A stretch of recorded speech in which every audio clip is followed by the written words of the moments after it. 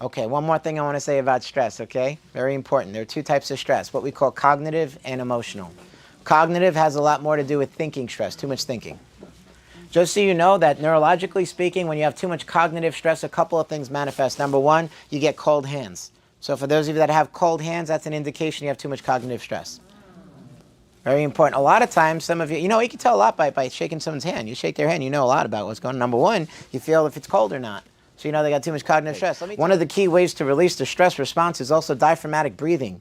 And so I created this audio program called Dr. Ray's Audios that's accessible to any of you who need it. And one of the things it does, it takes you through breathing patterns that release the stress response. And it also has something called progressive muscle relaxation, where you squeeze muscles and relax muscles to reset the stress response. That works too sometimes.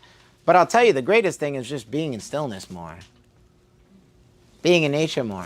And sometimes it's cold out, so people say, I don't want to be in nature, it's too cold. I stay in my car. I'll go to the park right here, Eisenhower Park, and I'll just sit there for 30 minutes and just get still.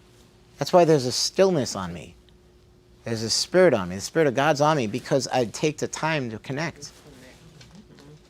And I don't want to do anything without God. I don't want to do anything on my own. I don't want to touch. I don't want to speak. I don't want to do anything. I don't want to go home to my children without the Spirit of God on me. Because I know I can be the best father I could be when I have the Spirit of God on me.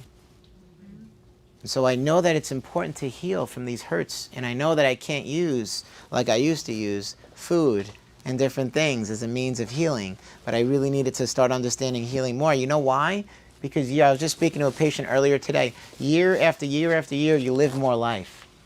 You got more stuff in there. You got more stuff than you had before. People say, well, when I used to get stressed, it didn't bother me.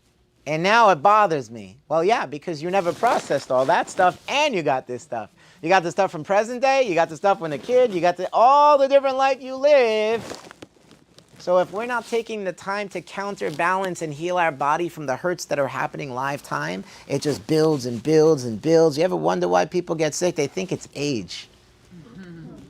It's wrong. It's misalignments, it's the foods that we're eating, it's the stress that we're not healing from.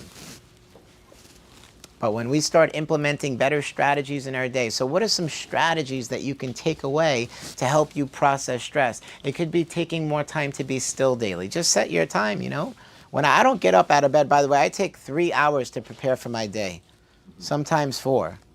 And then at night, I take about 2 hours to prepare. Everything I do is carefully thought through to be the best vessel I could be to serve people. Like I would never just roll out of bed and show up somewhere.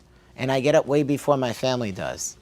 Because I know once the family's up, there can be distractions there. All right? So sometimes people say you need sleep. Yeah, to a degree you do.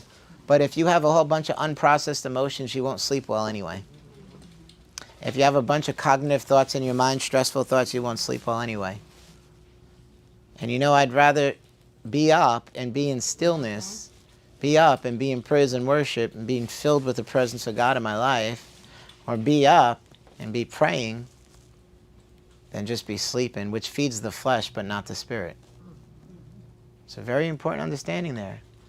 Sometimes what makes us strong in the spirit is actually not enjoyable in the flesh, including fasting and juicing. I remember saying to somebody, what's important to juice? They go, but I like food. I said, I know you do. I said, but your body is not healing because of it. Because food is not meant to be for comfort, it's meant to be for fuel. But when we don't know where else to get comfort, oh my gosh, it can get dangerous.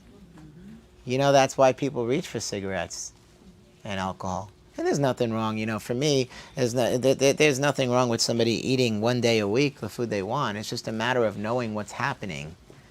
You know what I mean? It's like, I'm not going to have a big meal and then come in here and serve people. That would be crazy,